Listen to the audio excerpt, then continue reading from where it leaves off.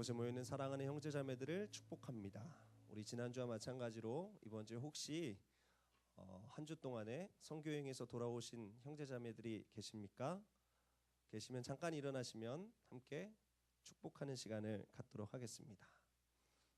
꼭 선교여행이 아니더라도 해외에서 오랫동안 봉사활동을 하다가 돌아오신 주님의 용사, 주님의 길을 예비하기 위해서 헌신하신 주님의 용사들이 계시다면 잠깐 일어나시면 축복하겠습니다. 안 계신가요? 우리 사랑하는 카리스 공동체의 그런 하나님의 귀한 용사들이 가득가득 넘쳐났으면 좋겠습니다. 이 시간 함께 옆에 있는 사람 있어요. 네. 저 안 일어나시는 분도 뻔뻔스러운 분이세요. 자, 잠깐 일어나실까요? 우리 두 분이 싱가포르에 갔다 왔습니다. 기둥 때문에 안 보이실 수도 있는데요. 우리 그리고 저쪽에도 계시네요. 어디 다녀오셨죠? 필리핀. 필리핀. 저쪽 뒤쪽에는 필리핀 다녀오신 분 계십니다. 부흥교구시죠? 네, 부흥교구의 우리 복대우기 형제님은 필리핀 다녀오셨습니다. 우리 사랑하는 형제자매들, 우리 귀한 하나님 나라를 위해서 수고한 형제자매들을 축복하는 시간을 갖도록 하겠습니다. 주의 사랑으로 사랑합니다. 주의 사랑으로, 주의 사랑으로 사랑합니다. 주의 사랑으로 사랑합니다. 형제 안에서 주의 영광을 보내 주의 사랑으로 사랑합니다. 주의 사랑으로 사랑합니다. 주의 사랑으로 사랑합니다. 주의 사랑으로 사랑합니다. 자매 안에서 주의 영광을 보내 주의 사랑으로 사랑합니다. 우리 사랑과 격려의 박수를 우리 사랑하는 형제자매들에게 보내도록 하겠습니다. 제가 청년 부에서 열심히 형제 자매로 신앙생활할 때 새신자들이 오면 불렀던 찬양이 주의 사랑으로 사랑합니다라는 찬양인데, 이 찬양을 이 선교를 마치고 온 형제자매들한테 불러도 굉장히 좋은 것 같습니다. 주님의 사랑으로 사랑합니다. 주님의 사랑으로 사랑합니다. 형제 안에서 자매 안에서 행하신 하나님의 영광을 봅니다. 주님의 사랑으로 사랑합니다. 얼마나 놀라운 고백인지 모르겠습니다. 우리 옆에 있는 형제자매들과 함께 동일한 고백을 한번 해보겠습니다. 주님의 사랑으로 사랑합니다. 고백하시겠습니다. 그리고 옆에 있는 형제자매에게 형제 안에서 주님의 영광을 봅니다. 자매 안에서 주님의 영광을 봅니다. 인사하시기 바랍니다.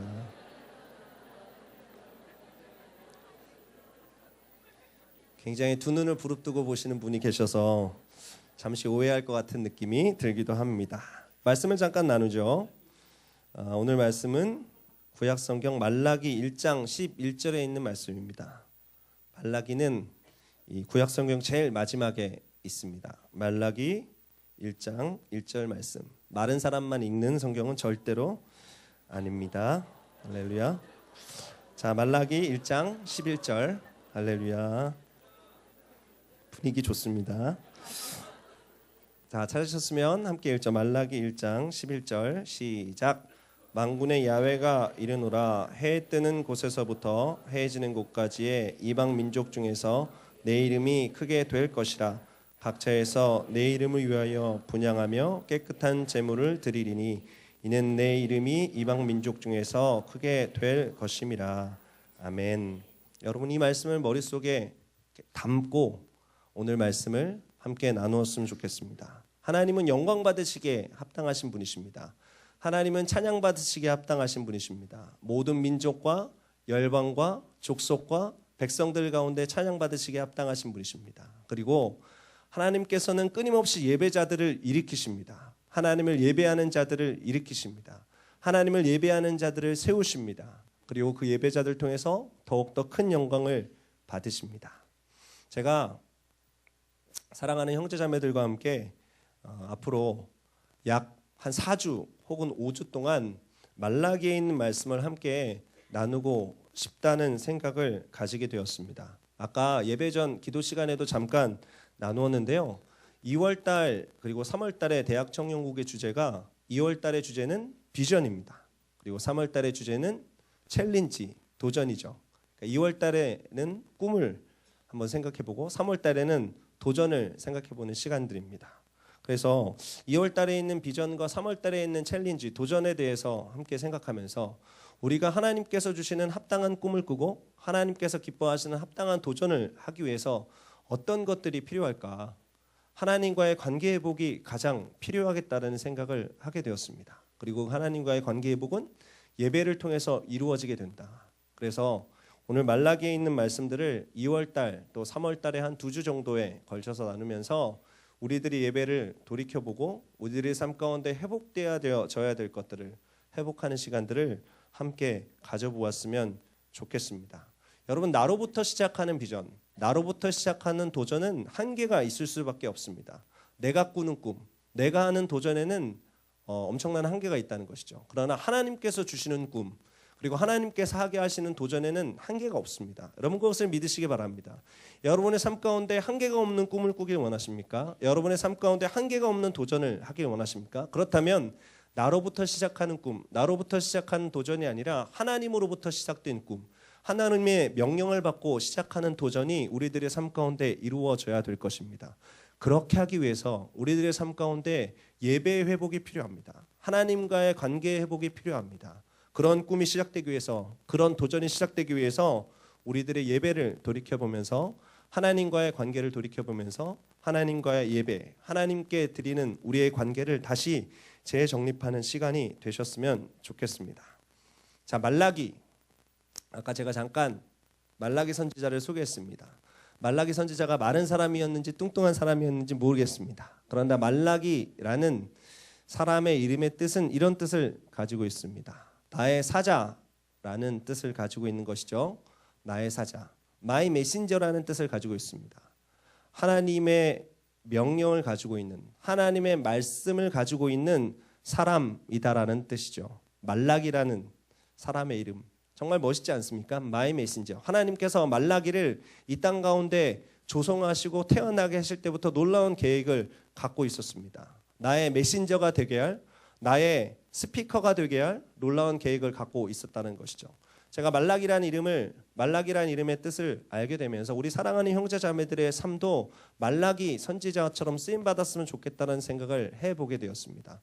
여러분, 그것을 믿으십니까? 하나님께서 여러분 한 사람 한 사람을 이 땅 가운데 보내시면서 여러분의 입술 가운데 다른 사람들과 구별되는 하나님의 메시지들을 주셨습니다. 하나님의 음성들을 주셨습니다. 그리고 여러분 한 사람 한 사람을 나의 말라기들아, 마의 메신저야 라고 이 땅 가운데 보내셨다는 것이죠.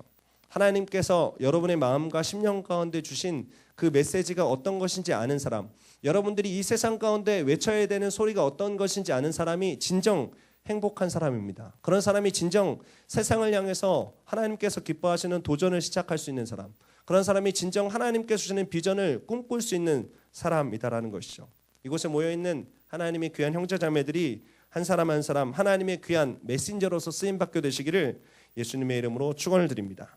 말라기 1장 1절은 이렇게 시작합니다. 야훼께서 말라기를 통하여 이스라엘에게 말씀하신 경고라. 말라기에게 하나님께서 말씀을 주셨습니다. 그런데 그 말씀은 굉장히 힘든 말씀이었습니다. 개인이 선포하기 힘든 말씀이었습니다. 경고였습니다. 이스라엘 백성들에게 하는 경고였습니다. 여러분, 하나님께서 여러분의 입술 가운데 하나님의 메시지를 줬다라고 가정해 봅시다.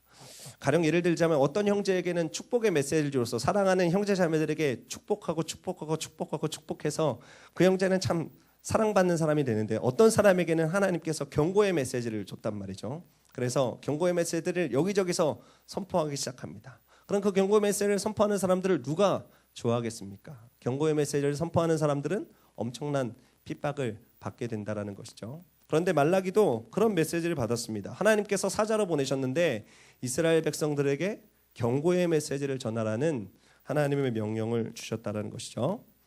잠깐 말라기의 말씀을 나누기 전에 성경 공부를 잠깐 해보도록 하겠습니다. 제가 들어보니까 각 교구마다 성경 통독을 열심히 하고 있다라는 얘기를 들었는데, 제가 여러분들에게 잠깐 도움을 좀 드리면, 좋을 것 같습니다. 이 정도는 우리 카리스 정도면 알고 가는 것도 좋은 것 같죠? 잠깐 화면을 좀 비춰주면 좋겠습니다.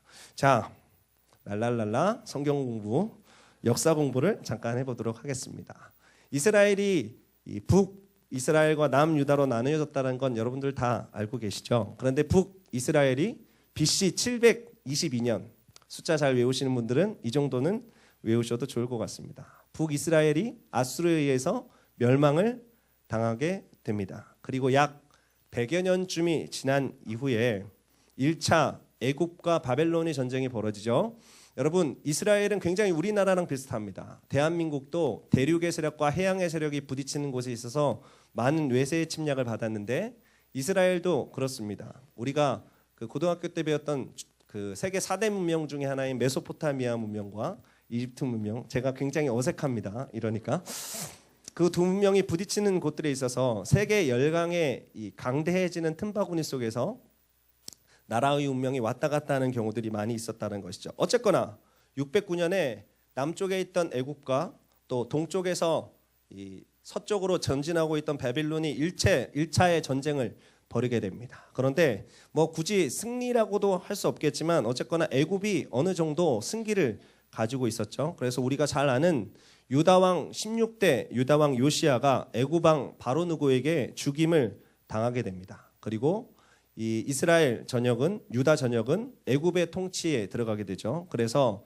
17대 왕 여호아스가 이 친 애굽 성향을 가지고 있는 여호야김으로 바뀌게 됩니다. 그리고 그로부터 약 4년 이후에 이 605년 BC 605년에 두 번째로 애굽하고 바빌론이 붙게 됩니다. 이때 굉장히 유명한 왕의 이름이 나오죠. 느부갓네살 왕입니다. 굉장히 싸움을 잘했던 사람 같습니다. 그래서 애굽을 물리치고 이스라엘 전역을 바빌론의 영향 아래 놓게 됩니다. 이때 예루살렘이 멸망당할 수도 있었습니다. 그런데 하나님께서 이 2차 애굽 바빌론 전쟁 가운데 은혜를 베푸십니다. 어떤 은혜를 베푸시냐면 바빌론에 있던 이 느부갓네살 아버지가 갑자기 꽥 죽게 됩니다.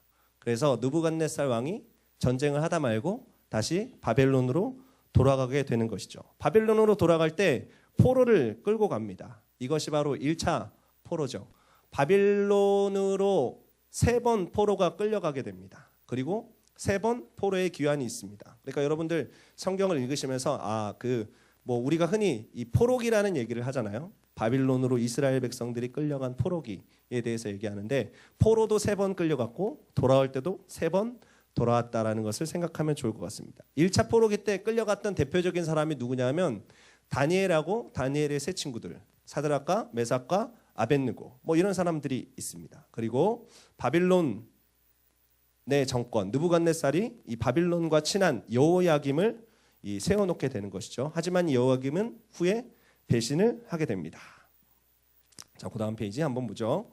그리고 BC 598년에 우리 19대 왕이 잠깐 등극을 하게 됩니다. 그리고 이때 느부갓네살이 2차로 침공을 하게 되는데 그래서 여호야긴을 폐위시키고 유다 왕 마지막 왕 시드기야를 세우게 됩니다. 그리고 이때 다시 한번 포로를 끌고 가게 됩니다. 이때 끌려간 사람들이 여호야긴 왕과 우리가 잘 아는 그 환상을 많이 봤던 선지자 에스겔을 끌고 가게 되는 것이죠. 그리고 BC 587년에 유다가 느부갓네살의 3차 침공으로 인해서 완전히 멸망하게 됩니다. 이때 세 번째 포로로 끌려가게 되는 것이죠. 시드기야 왕이 눈을 뽑힌 채로 끌려가서 이 바빌론에서 죽임을 당하게 됩니다. 이 정도는 여러분들이 알고 계시면 굉장히 성경을 잘한다는 티를 내실 수 있을 것 같습니다. 유다가 587년에 멸망했다는 것이죠.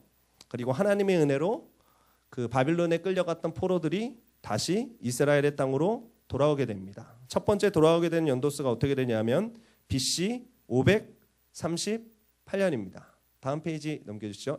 BC 538년에 1차로 포로가 귀환되게 되는데 바빌론이 멸망하게 되죠. 그리고 성경에 보면 다음 때 세워진 페르시아 바사 왕국의 고레스의 마음을 하나님께서 감동시키셔서 1차의 포로의 귀환이 이루어지게 됩니다. 1차의 포로의 귀환이 이루어지게 되고 그리고 1차 포로로 돌아왔던 이 스룹바벨과 아에 의해서 성전이 회복되게 되는 것이죠. 이게 바로 516년에 있었던 일입니다. 성전이 재건되게 될 때에 여러분 이 성경에 있는 소선지서의 학개하고 스가랴가 성전을 열심히 중건해야 된다라고 이스라엘 백성들을 격려하게 되는 것이죠. 그리고 이 땅에 이때 참고로 이 페르시아 땅에서는 에스더의 사건이 있었습니다. 그리고 458년에 2차로 포로가 귀환되게 되죠. 이때 아주 유명한 사람 한 사람이 돌아오게 됩니다. 에스라였죠. 에스라가 돌아와서 이스라엘 백성들에게 잠시 이 느슨해졌던 신앙의 고삐를 주게 됩니다. 그래서 종교개혁도 이루어지게 되고 마지막으로 3차 포로 귀환은 445년입니다. 여러분 잘 아는 느헤미야가 돌아와서 이스라엘 예루살렘의 성벽을 건축하게 되는 것이죠. 그래서 1차와 2차와 3차의 포로 귀환이 다 이루어지게 됩니다. 이 3차의 포로의 귀환이 다 이루어지고 난 다음에 우리가 오늘 공부하려고 하는 4주 동안 함께 말씀을 나누려고 하는 말라기의 활동연대가 시작되게 되는데 말라기는 약 BC 430년경에 이 하나님의 선지자로 부름받아서 하나님의 메시지를 전하게 되는 것이죠. 여러분 이 정도를 머릿속에다 넣어두고 하나님의 말씀을 나누었으면 좋겠습니다. 그러니까 좀 요약을 하자면 어떤 것이냐면 말라기가 하나님의 말씀을 선포할 때는 이스라엘 백성들이 이미 다 그 이스라엘의 옛날 땅 유다 땅으로 돌아와서 성전을 건축하고 하나님께 예배를 드리고 정상적인 생활을 하고 있었던 때라고 생각하면 좋겠습니다. 그런데 왜 하나님께서 이 말라기 선지자에게 견고의 말씀을 하라고 지시하셨을까요? 이스라엘 백성들의 삶 가운데 무언가 문제가 생겼기 때문입니다. 이스라엘 백성들이 돌아와서 아까 얘기했지만 스룹바벨과 에스라 또 학개 선지자와 스가랴 선지자의 격려 가운데 성전을 지었습니다. 성전을 짓고 나서 무언가 잘 되리라고 생각했습니다. 이스라엘 백성들은 성전을 지었으니까 과거에 있었던 영광이 우리들에게 재현되겠거니라는 생각을 했습니다. 물질의 축복을 받겠거니라고 생각했습니다. 뭔가 우리들에게 놀라운 일들이 일어나겠거니라고 생각했습니다. 그래서 처음 성전이 만들어졌을 땐 하나님께 예배를 열심히 드렸습니다. 신령과 진정으로 드렸습니다. 그런데 그들이 기대했던 무언가가 그들의 삶 가운데 나타나지 않았습니다. 그랬더니 그들의 마음속에 냉랭하고 강팍한 마음이 들어오기 시작했습니다. 그래서 이스라엘의 백성들의 예배가 형식적이 되고 그리고 예배의 본질에서 벗어난 여러 가지 행동들이 유다 땅 가운데 이스라엘 땅 가운데 편만하게 나타나게 됐다라는 것이죠. 여러분들 나중에 보게 되겠지만 하나님께 예배를 온전하게 드리지 않습니다. 하나님께 제물을 온전하게 드려야 됨에도 불구하고 눈먼 짐승을 드리고 병든 짐승을 드리고 다리가 저는 짐승을 하나님께 드리면서 예배를 온전하게 드리고 있다라는 소위 얘기하는 막 나가는 예배를 드리고 있는 이스라엘의 모습들이 말라기 곳곳에 기록되어져 있다라는 것이죠. 뿐만이 아니라 결혼 생활도 무너지게 됩니다. 가정도 무너지게 됩니다. 하나님께 주신 율법을 지키거나 준행하지 않고 그냥 주변에 있는 그 하나님을 섬기지 않는 이방 민족들과 결혼하는 일들이 나타나게 된 것이죠. 그리고 이 물질의 이 주인 되신 주님께 11조 드리는 생활도 하지 않는 연약한 모습을 보이게 됩니다. 이런 어떤 연약한 모습 가운데 빠져있는 이스라엘 백성들에게 말라기가 하나님의 경고의 메시지를 가지고 등장합니다. 돌이키라는 것이죠. 너희들의 형식적인 예배에서 돌이키라는 것입니다. 너희들이 가지고 있는 이 하나님께서 기뻐하시는 합당치 못한 신앙생활에서 돌이키라는 것이죠. 제가 말라기의 말씀을 읽고 묵상하면서 이런 생각들을 해보게 됐습니다. 어쩌면 말라기에 있는 말씀이 현대를 살아가는 우리들에게 하는 하나님의 도전일 수도 있겠다는 생각이 들었습니다. 우리가 하나님께 때로 신령과 진정으로 예배드리기 위해서 굉장히 열심히 예배를 드립니다. 하지만 우리들의 예배의 동기가 잘못되어져 있을 때 우리들의 예배 가운데 무언가를 그냥 막연하게 받기만을 원할 때 하나님께서 기뻐하시는 것들이 아니라 그냥 내 자신의 어떤 것들이 채워지기만을 원할 때 그런 것들이 채워지지 않는 우리들의 삶 속에 때로 예배가 관성화되어지고 예배가 습관화되어지고 예배의 감격과 뜨거움이 사라져버린 우리들의 모습이 있지 않은가라는 생각을 해보게 되었습니다. 우리 사랑하는 카레스 형제자매들, 우리가 함께 말라기에 있는 말씀을 나누는 가운데 이 하나님의 말씀 앞에 냉철하게 우리를 돌이켜 보았으면 좋겠습니다. 하나님께서는 우리들의 마음속에 예배의 장소로 나올 때, 예배의 터로 나올 때 뜨거운 마음, 열정적인 마음, 하나님을 사모하는 마음, 하나님의 얼굴을 간절히 구하는 그 거룩한 굶주림과 거룩한 갈망을 가지고 나오기를 원하십니다. 여러분 그것을 믿으십니까? 때로 우리들의 삶 가운데 기대가 사라져버리고 내가 예배를 정말 많이 드려봤는데 내가 하나님 앞에 기도하고 간구해봤는데 우리의 삶 가운데 변화된 건 없더라. 내 삶에 무언가 잘 될 것 같았는데 내 삶에 무언가 하나님께서 주실 것 같았는데 주시진 않더라는 어떤 우리들의 마음속에 실망감이 있어서 예배를 하나님께 제대로 드리지 못하는 모습들이 혹시나 우리 가운데 있습니까? 하나님께서 우리들의 예배를 돌이켜보기를 원하십니다. 하나님께서 우리들의 삶 가운데 하나님께서 기뻐하시는 비전, 하나님께서 기뻐하시는 합당한 도전을 진행하기 위해서 다시 한번 우리들의 예배를 돌이켜보라는 도전을 주고 계신 것이죠. 여러분 하나님께서 기뻐하시는 예배, 하나님께서 원하시는 예배는 어떤 것일까요? 하나님과의 인격적인 교제입니다. 하나님과의 만남입니다. 여러분 그것을 기대하십니까? 여러분 이곳 가운데 나와서 어떤 것들을 기대하십니까? 여러분 어떤 것들을 기대하고 나오셔야 되냐면 하나님과 만나고 싶다. 하나님과 교제하고 싶다. 하나님의 뜻을 알고 싶다. 하나님과 내가 하나 되고 싶다라는 분명한 열정과 비전과 꿈을 가지고 나와야 합니다. 그런데 이스라엘 백성들은 그렇게 하지 못했습니다. 성전을 만들어 놓고 성전을 지어 놓고 하나님께서는 이스라엘 백성들과 교제하기 원하셨습니다. 하나님과 만나기를 원하셨습니다. 그래서 하나님의 백성 되기를 원하셨습니다. 그런데 이스라엘 백성들은 성전을 만들어 놓고 성전이 마치 그들의 삶 가운데 물질의 불을 주리라고 생각했습니다. 정치적인 힘을 주리라고 생각했습니다. 외교적인 능력을 주리라고 생각했습니다. 마치 당시에 있었던 하나님 외에 다른 이방신들과 마찬가지로 우리가 동전의 자판기를 넣고 커피를 누르면 커피가 나오고 코코아를 누르면 코코아가 나오듯이 마치 이 하나님의 성전을 지어놓으면 모든 것들이 만사, 형통, 자동적으로 되리라고 생각했던 것이죠. 하나님과의 교제와 만남에는 관심이 없고 그 삶 가운데 나타나는 풍요롭고 풍성하고 무언가 잘 되는 역사들만 바라고 있었다라는 것입니다. 혹시 우리들의 삶 가운데 그런 모습이 있지 않습니까? 여러분 그 기대가 나쁘다라는 것은 아닙니다. 우리들의 삶 가운데 하나님의 은혜 가운데 잘 되어지는 역사가 있어야 합니다. 우리가 이 세상 사람들에게 그리스도의 복음을 증거하기 위해서 우리들의 삶 가운데 무언가 탁월하게 되어야 되는 역사가 있어야 되는 것은 사실입니다. 그런데 그 모든 것이 어디서부터 시작되어야 되냐면 하나님과의 나와의 이 친밀한 만남과 교제에서부터 시작되어야 된다는 것이죠. 하나님과의 친밀한 만남과 교제가 우리들의 삶 가운데 이루어지게 될 때 그런 것이 자연스럽게 우리들의 삶에 부어지게 됩니다. 그런데 우리들의 삶 가운데 하나님께서 기뻐하시지 않은 그냥 물질, 하나님께서 기뻐하시지 않은 이 명예, 하나님께서 기뻐하시지 않은 권력만 추구하게 될 때에 우리들의 예배는 어떤 하나님의 은혜를 받는 자리가 아니라 하나님과 무언가 주고받는 기브앤테이크의 장소가 될 수밖에 없다는 것이죠. 제가 사랑하는 형제자매들과 함께 예배를 드리면서 또 제 자신도 하나님께 나아가면서 때로 그런 모습들을 발견하고 깜짝깜짝 놀라기도 합니다. 제가 하나님께 예배를 이렇게 드렸으니까 하나님께서 내 삶 가운데 당연하게 이런 것들을 허락해 주셔야 되지 않을까.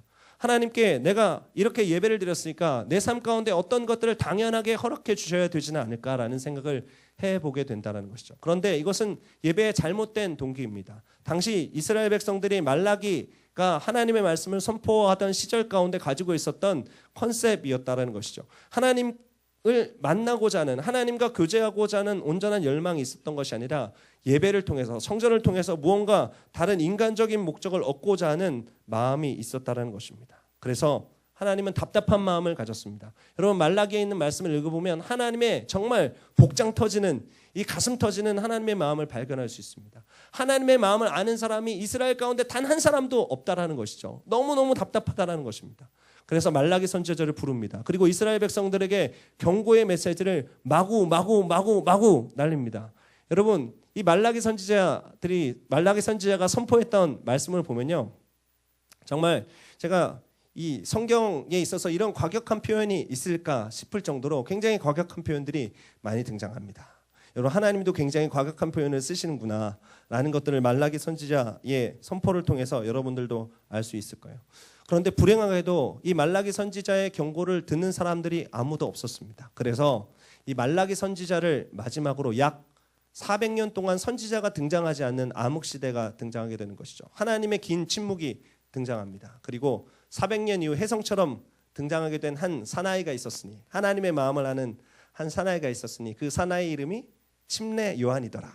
그래서 이 말라기 마지막 4장에 가보면 이 침례요한에 대한 예언이 나옵니다. 그건 이제 4장에 가서 함께 나눠보도록 하고요. 어쨌거나 이 말라기의 말씀을 함께 나누면서 이 예배에 대해서 깊이 생각해 봤으면 좋겠고요. 하나님의 안타까워하는 마음, 하나님이 당시 이스라엘 백성들을 향해 안타까워하는 마음, 그리고 현재의 세대를 보면서 안타까운 하나님의 마음을 만나는 여러분이 되었으면 좋겠습니다. 자, 함께 말씀을 볼까요? 말라기 1장 2절 가운데 이렇게 기록되어져 있습니다. 야훼께서 이르시되 내가 너희를 사랑하였노라 하나 너희는 이르기를 주께서 어떻게 우리를 사랑하셨나이까 하는도다. 나 야훼가 말하노라 에서는 야곱의 형이 아니냐 그러나 내가 야곱을 사랑하였고. 여러분, 우리의 예배를 돌이켜보길 원합니다. 당시 이스라엘 백성들에게 있었던 예배의 처참한 실패의 원인 가운데 하나는 이것이었습니다. 하나님의 은혜에 대한 망각함이 있었다는 것이죠. 오늘 성경 본문 가운데 하나님께서 이스라엘 백성들에게 이렇게 고백합니다.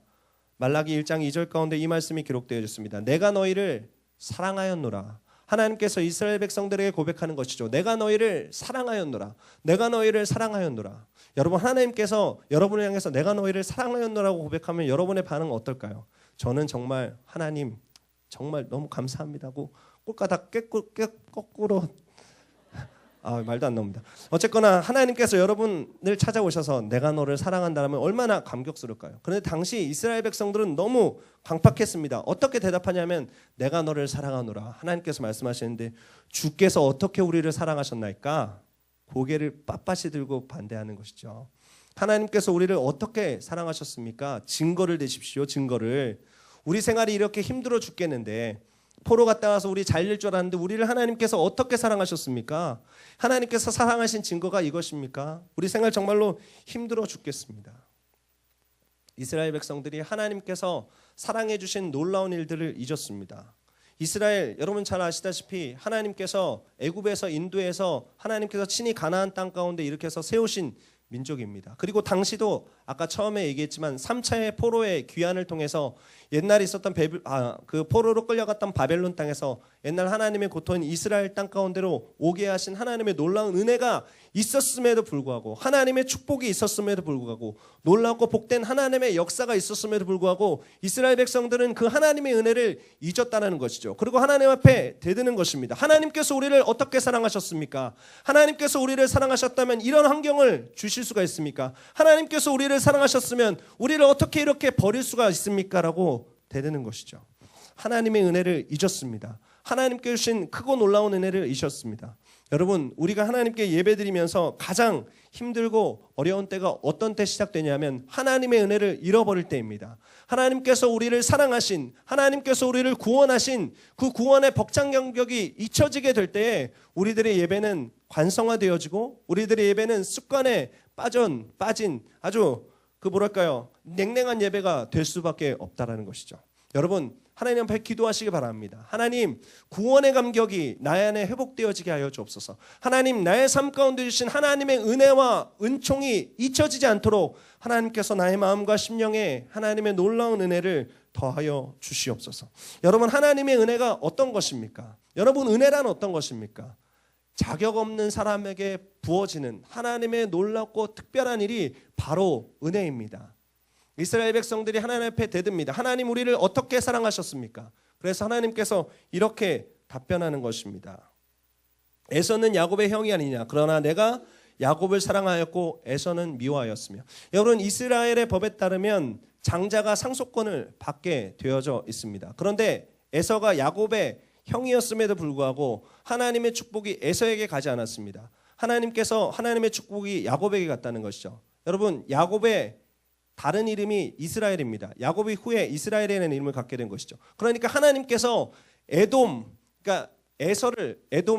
에서가 에돔의 조상이거든요. 에돔을 택하실 수 있음에도 불구하고 이 둘째였던 하나님의 택함을 받지 못할 뻔하였던, 택함을 받을 수 있는 자격이 없었던 야곱을 택했다라는 것을 기억나게 하시는 것이죠. 에서가 야곱의 형이었음에도 불구하고 나는 에서를 택하지 않았다. 에돔 족속들을 택하지 않았다. 나는 이스라엘인 너희를 택하였다라고 하나님께서 호소하고 있는 것입니다. 그래서 이 당시 하나님을 향해서 대항하고 대적하고 은혜를 잊어버렸던 이스라엘 백성들을 향해서 하나님께서 포효하고 있는 것이죠. 내가 너희를 택하였다. 내가 너희를 택하였다. 내가 너희를 택하였다. 너는 택함 받을 아무런 조건과 자격이 없었음에도 불구하고 내가 너희를 택하였다라고 하나님께서 강력하게 이야기하고 있는 것입니다. 그런데 말라기 선지자가 그렇게 외쳤음에도 불구하고 이스라엘 백성들의 마음은 여전히 단단하였고 강팍하였습니다. 여러분, 하나님께서 우리를 택하셨습니다. 여러분, 그것을 기억하시기 바랍니다. 우리가 하나님 앞에 택함 받을 자격과 조건이 있습니까? 우리 한 사람 한 사람은 죄인입니다. 연약함을 가지고 있습니다. 죄의 습성을 가지고 있습니다. 우리들 한 사람 한 사람, 우리 어느 누구가 하나님 앞에서 의인이라고 자신 있게 이야기할 수 있겠습니까? 그런 하나님께서 우리 한 사람 한 사람을 부르셨습니다. 우리보다 충분히 잘난 사람을 부르실 수도 있었습니다. 우리보다 충분히 똑똑한 사람을 부르실 수도 있었습니다. 우리보다 충분히 더 도덕적인 사람을 부르실 수도 있었습니다. 그런데 그런 사람 부르시지 않고 우리를 부르셨습니다. 우리를 위해서 예수 그리스도를 보내셨습니다. 우리를 위해서 그의 아들을 죽이셨습니다. 우리를 위해서 그의 아들의 몸을 찢기셨습니다. 우리 위해서 그의 아들을 부활케 하셨습니다. 그리고 우리를 위해서 다시 그의 아들을 오게 할 것입니다. 여러분, 그것을 믿으십니까? 여러분, 하나님께서 우리를 택하셨다는, 하나님께서 우리를 구속하셨다는, 우리의 자격이 없음에도 불구하고, 우리가 자격이 되지 않음에도 불구하고 우리를 택하셨다는 그 구원의 감격이 있어야 된다라는 것입니다. 그럴 때 우리의 예배가 가슴 뛰는 예배가 되게 됩니다. 우리는 아무런 자격이 없음에도 불구하고, 하나님의 보좌에 나갈 수 없는 자격이 없음에도 불구하고, 하나님의 영광을 볼 수 없는 자격이 없음에도 불구하고 우리를 이곳 가운데 불러주셨구나. 여러분, 이곳 가운데 들어올 때마다 어떤 감격이 있습니까? 하나님께 예배할 때마다 어떤 감격이 있습니까? 하나님을 만날 때마다 어떤 감격이 있습니까?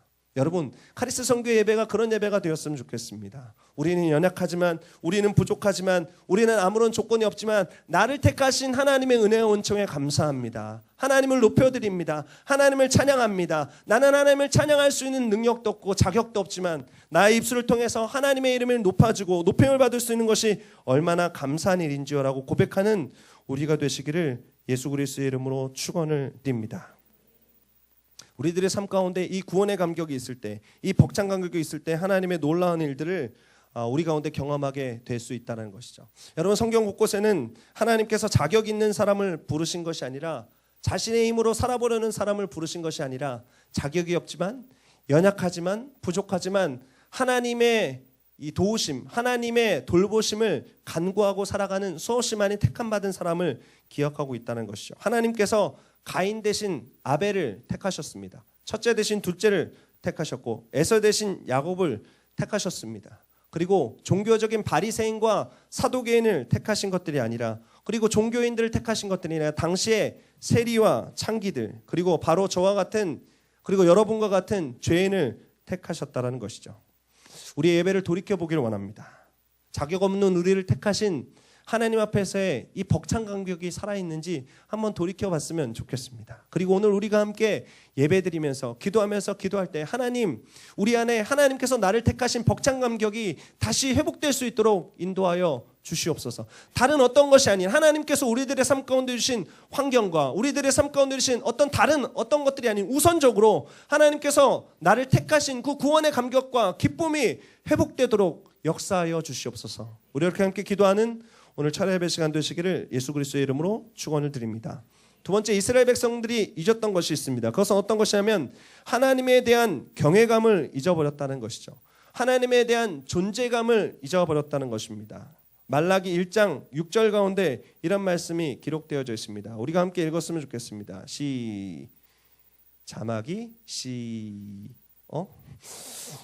말라기 1장 6절 제가 읽겠습니다. 내 이름을 멸시하는 제사장들아, 나 만군의 야훼가 너희에게 이르기를, 아들은 그 아버지를, 종은 그 주인을 공경하나니 내가 아버지일진데 나를 공경함이 어디 있느냐, 내가 주인일진데 나를 두려워함이 어디 있느냐 하나, 너희는 이르기를 우리가 어떻게 주의 이름을 멸시하였나이까 하는도다. 여전히 이스라엘 백성들의 마음속에는 강팍함이 있었습니다. 하나님께서 다시 이스라엘에게 질문합니다.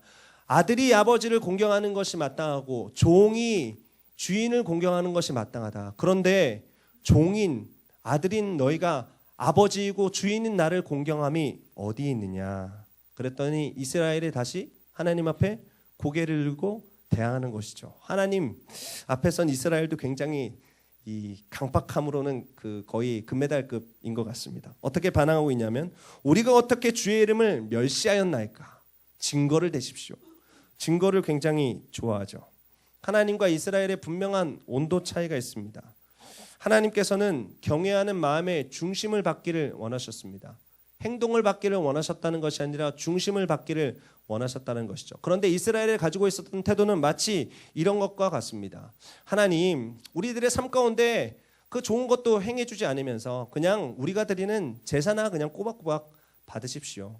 하나님을 마치 뒷방 노인네 취급을 했다는 것이죠.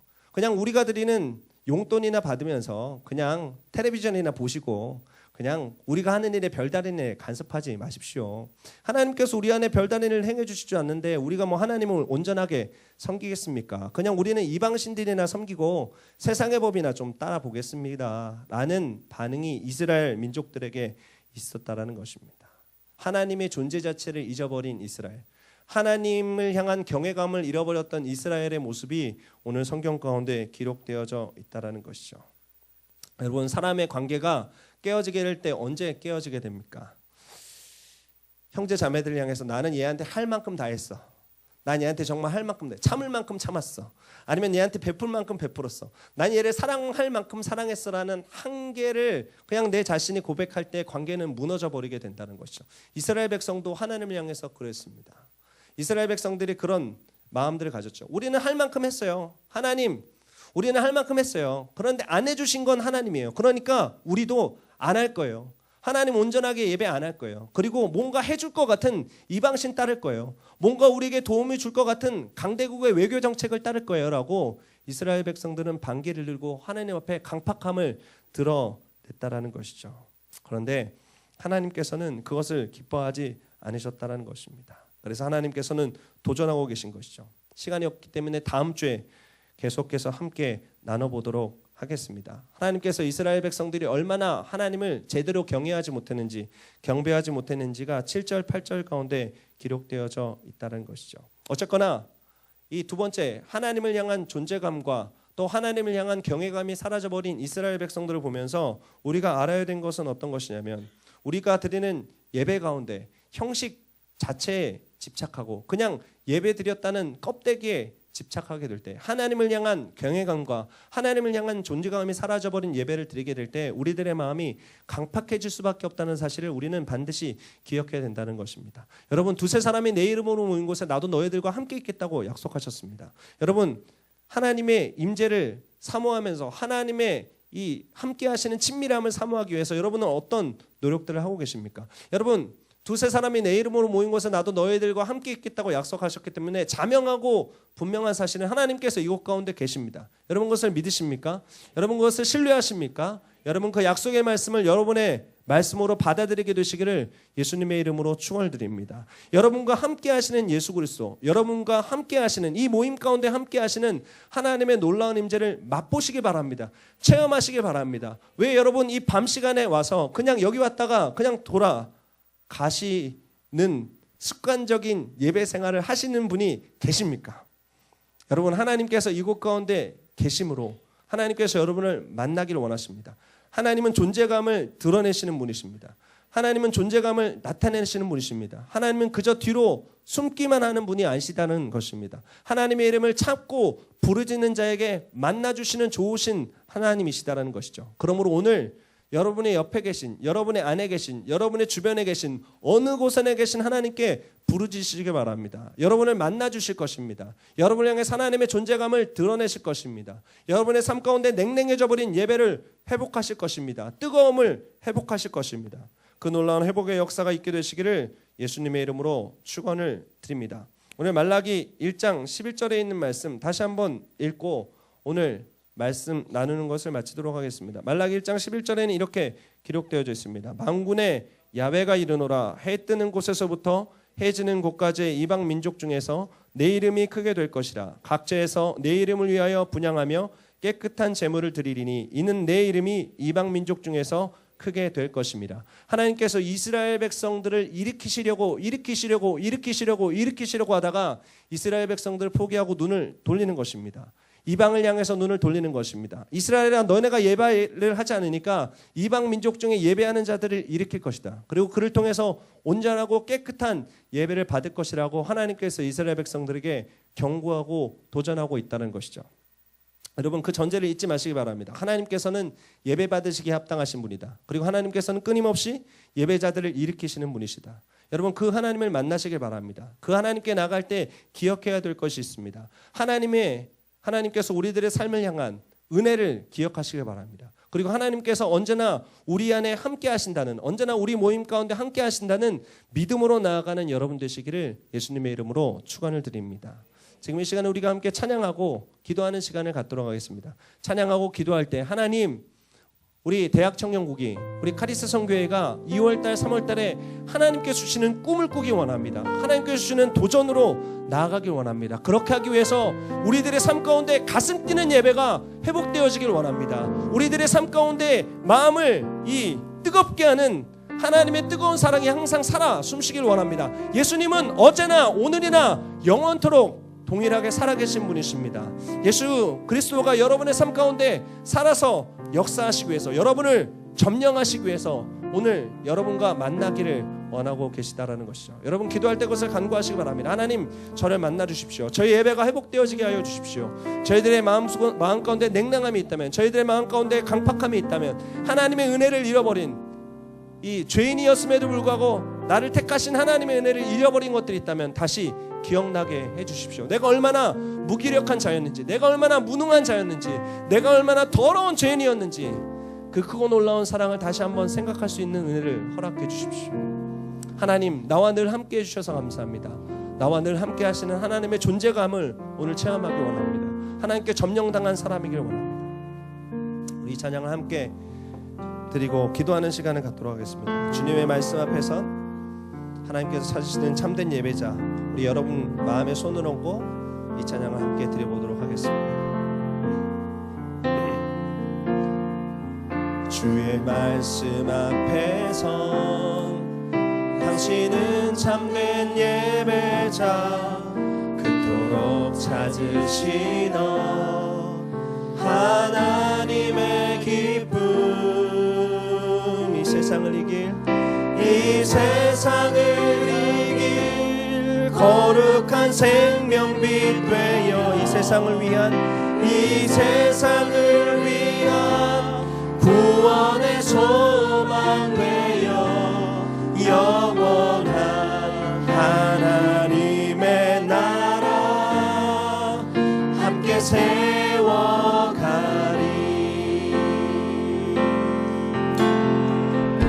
주님의 부르심 따라 하나님께로 나아가십시다. 주의 부르심 따라 당신의 삶을 드릴 때 세상은 당신 안에서 주의 영광 보리라. 이 세상을 이길 주님의 군사 되어 이 세상을 섬길 주님의 손과 발 되어 영원한 하나님의 나라 함께 세워가리. 이 세상을 향한 거룩한 생명빛 되어 이 세상을 향한 거룩한 하나님께서 여러분을 이렇게 쓰기를 원하십니다.